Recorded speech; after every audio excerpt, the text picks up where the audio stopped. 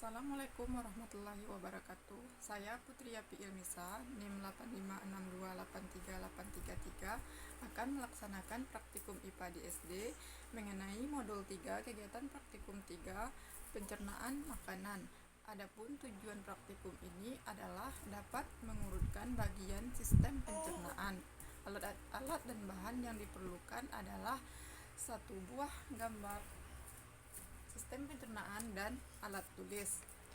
Sistem pencernaan adalah suatu sistem yang bertujuan untuk memecah makanan menjadi unsur yang lebih sederhana sehingga dapat diserap oleh sel-sel tubuh. Pertama-tama, sebagaimana yang kita ketahui, organ-organ sistem pencernaan terdiri dari mulut, kerongkongan atau esofagus, lambung, usus halus, usus besar, dan anus. Nah, pertama-tama makanan masuk melalui mulut. Pada mulut, makanan ini dipotong dan dihaluskan oleh gigi dengan bantuan lidah. Proses ini dinamakan proses pencernaan secara mekanik.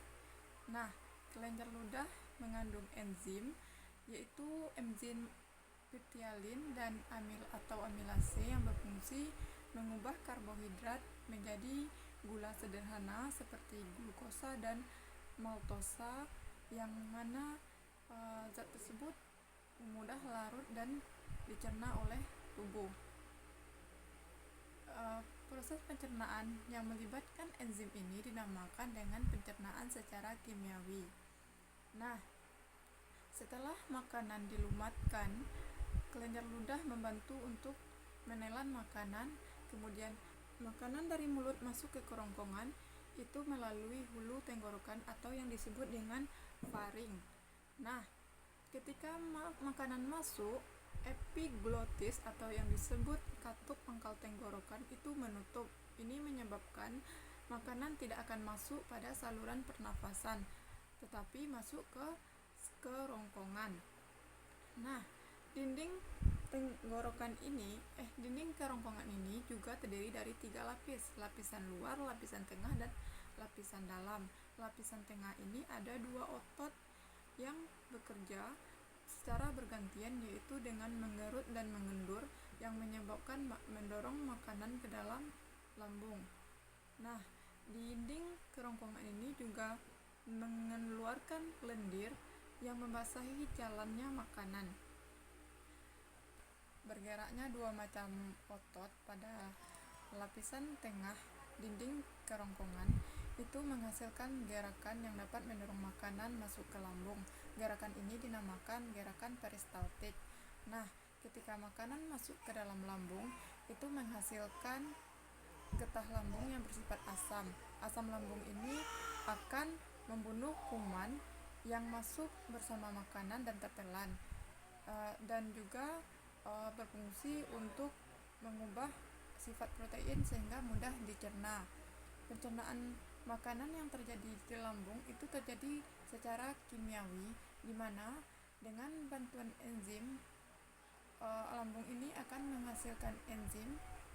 Pencernaan makanan yang terjadi di lambung menghasilkan enzim renin dan enzim pepsin. Enzim pepsin yaitu mengubah protein menjadi pepton, sedangkan enzim renin itu berfungsi menggumpalkan protein susu yang terdapat pada makanan sehingga mudah dicerna. Saat makanan masuk ke dalam lambung, akan menghasilkan getah lambung yang bersifat asam.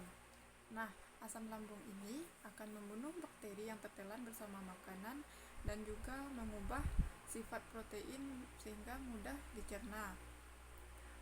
Asam lambung berfungsi juga mengaktifkan pepsin yang berasal dari pepsinogen. Di dalam lambung, makanan mengalami pencernaan secara kimiawi, di mana menghasilkan enzim renin dan enzim pepsin. Enzim pepsin itu berfungsi mengubah protein menjadi pepton, sedangkan enzim renin berfungsi mengumpalkan protein susu yang terkandung dalam makanan. Nah, setelah makanan berada di lambung, sedikit demi sedikit makanan akan masuk ke usus halus. Pada usus halus itu terjadi pencernaan makanan secara kimiawi dengan bantuan enzim yang dihasilkan oleh pankreas.